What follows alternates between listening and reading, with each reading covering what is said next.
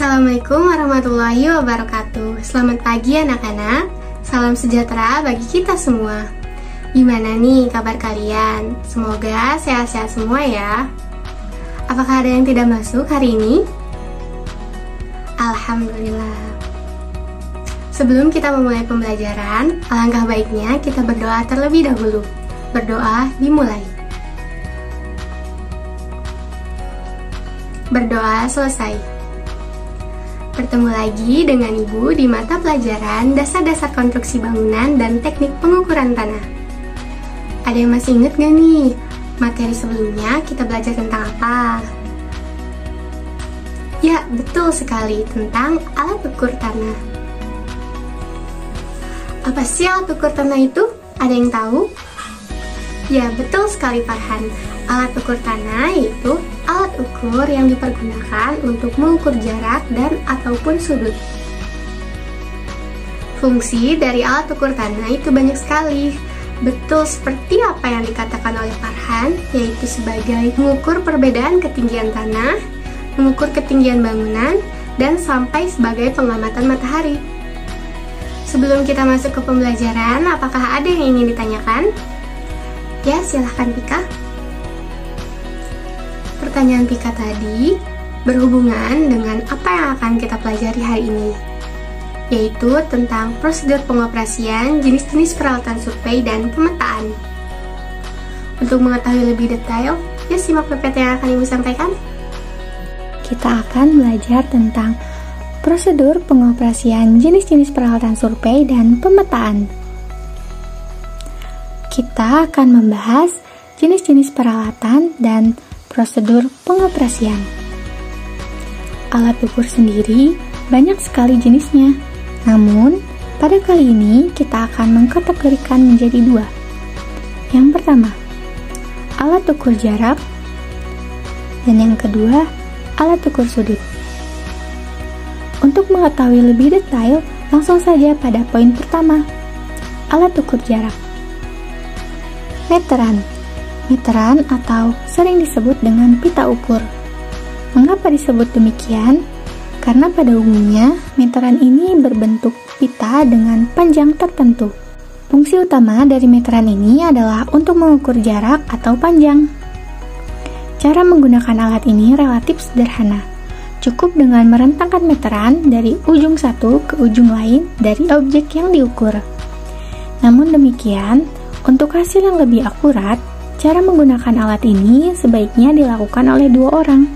Seorang memegang ujung awal dan meletakkan angka 0 meteran di titik yang pertama. Seorang lagi memegang roll meter menuju ke titik pengukuran lainnya. Tarik meteran selurus mungkin dan letakkan meteran di titik yang dituju. Lalu baca angka meteran dengan tepat di titik tersebut. Berikut ini adalah gambar penggunaan alat meteran untuk mendapatkan hasil yang lebih akurat.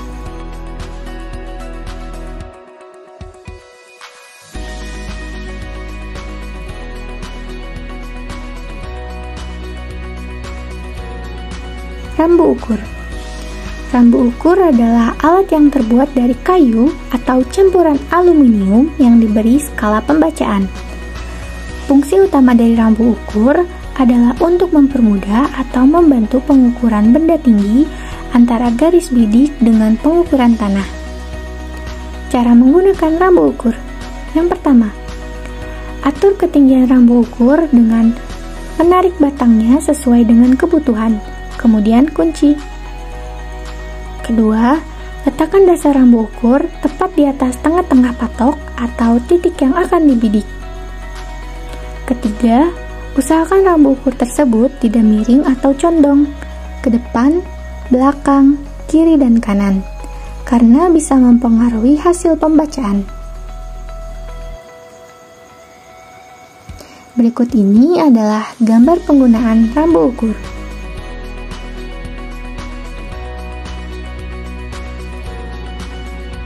Selanjutnya kita masuk ke poin kedua, yaitu alat ukur sudut. Kompas. Kompas adalah sebuah alat dengan komponen utamanya jarum dan lingkaran berskala. Kompas yang lebih baik dilengkapi dengan nifo, cairan untuk menstabilkan gerakan jarum, dan alat pembidik atau visir. Fungsi utama dari kompas adalah untuk menentukan arah mata angin, terutama arah utara atau arah selatan sesuai dengan magnet yang digunakan. Cara menggunakan kompas untuk menentukan arah ke suatu tujuan. Pertama, pegang alat dengan kuat di titik pengamatan. Kedua, atur agar alat dalam keadaan mendatar agar jarum dapat bergerak dengan bebas. Jika alat dilengkapi dengan nifo, atur gelembung nifo agar berada di tengah. Ketiga, baca angka skala lingkaran yang menuju arah atau titik yang dimaksud. Berikut ini adalah gambar bagian-bagian dari kompas. Dan ini adalah gambar cara penggunaan kompas. Baik, selanjutnya itu ada water pass. Water pass adalah alat yang dipakai untuk mengukur perbedaan ketinggian dari satu titik acuan ke acuan berikutnya. Fungsi water pass yaitu untuk mengukur atau menentukan sebuah benda atau garis dari posisi rata, baik pengukuran secara vertikal maupun horizontal. Cara penggunaan water pass. Pertama, pasang statif, kemudian pasang water pass di atas statif. Kedua, atur alat ukur sehingga nippo kotak tepat di tengah dengan menggunakan 3 buah skru penyetel. Ketiga, intip lensa okuler. Fokuskan pada tiang objek yang akan diukur. Keempat, catat ketinggian tiang. Ulangi langkah yang sama pada tempat yang akan dicari selisih ketinggiannya. Berikut ini adalah gambar penggunaan water pass di lapangan. Theodolit. Theodolit adalah instrumen atau alat yang dirancang untuk menentukan tinggi tanah, pengukuran sudut yaitu sudut mendatar yang dinamakan dengan sudut horizontal, dan sudut tegak lurus yang dinamakan dengan sudut vertikal. Sudut yang dibaca bisa sampai 1 second atau detik. Fungsi utama theodolit yaitu untuk mengukur ketinggian tanah. Cara penggunaan theodolit. Pertama, dirikan statif di atas titik yang telah ditentukan.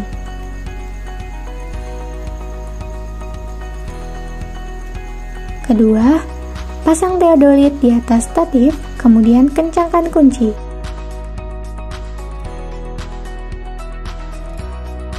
Ketiga, perhatikan posisi titik patok, pastikan lingkaran pada lensa tepat di tengah patok.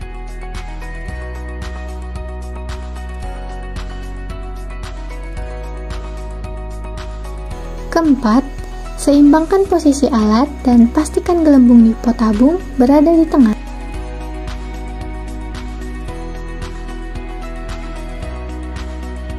Kelima, mengukur tinggi alat.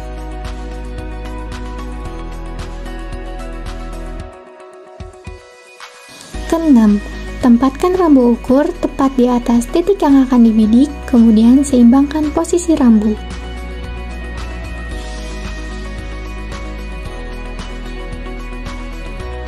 Ketujuh, bidik rambu sambil mengatur fokus lensa.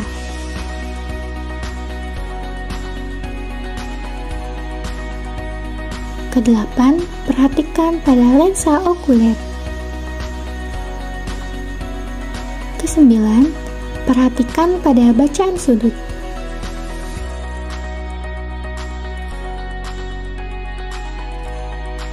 Kesepuluh, catat hasil pengamatan.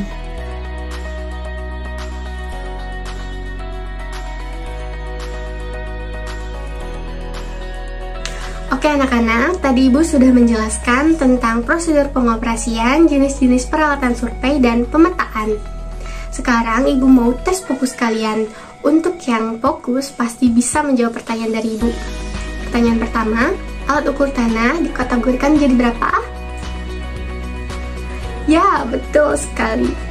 pertanyaan terakhir nih. Apa saja jenis-jenis dari alat ukur sudut? Ya, betul sekali. Mari kita beri tepuk tangan untuk teman-teman yang sudah menjawab. Oke anak-anak, sebelum kita lanjut, apakah ada yang ingin ditanyakan? Apakah sudah paham semua? Baik, selanjutnya Ibu akan minta kalian untuk membuat kelompok. Satu kelompok berisikan 2 orang ya. Kemudian Ibu akan berikan satu masalah kepada kalian, yang dimana masalah tersebut dapat kalian pecahkan dan kalian cari solusinya. Masalahnya yaitu Budi ingin mengukur luas tanah yang berbentuk poligon. Alat ukur jenis apa yang harus Budi gunakan dan bagaimana cara pengoperasian alatnya? Nah, baik, Ibu beri waktu 10 menit untuk kalian dapat berdiskusi. Waktu kalian dimulai dari sekarang. Baik anak-anak, tadi tugasnya sudah dikerjakan dan hasilnya sangat memuaskan. Kalian hebat. Berarti kalian sudah paham apa yang Ibu sampaikan pada hari ini.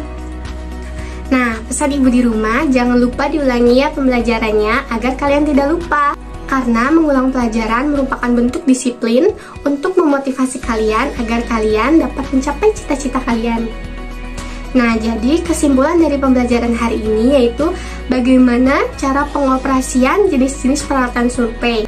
Jenis-jenis alat ukur dibagi menjadi 2. Yang pertama, alat ukur jarak, dan yang kedua, alat ukur sudut. Jenis alat ukur jarak seperti meteran dan juga tambu ukur. Lalu yang kedua, jenis dari alat ukur sudut yaitu teodolit, waterpas, dan juga kompas.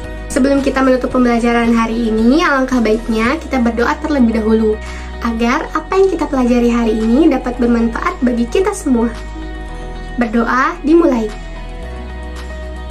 Berdoa selesai.